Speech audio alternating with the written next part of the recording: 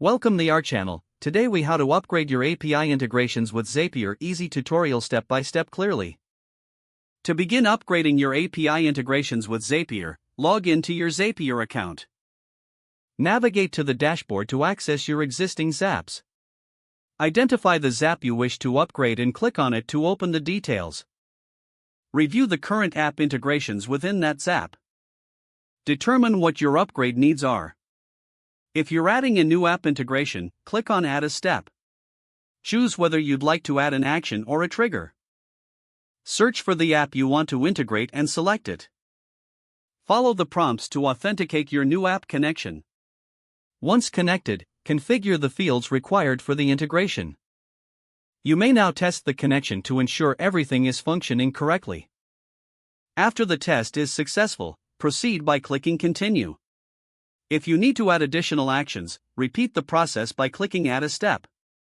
For existing actions, review the settings and make necessary updates.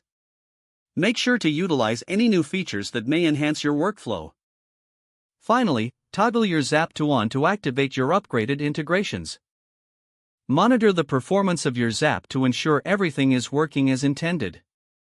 If the page does not load, refresh the browser or try again in a private or incognito window. Make sure you are using the correct email address, then retype it carefully to avoid small typos.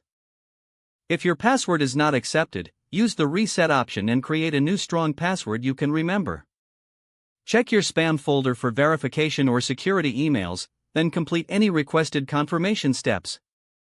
Enable two-factor authentication if available to improve account security and reduce unauthorized access risk.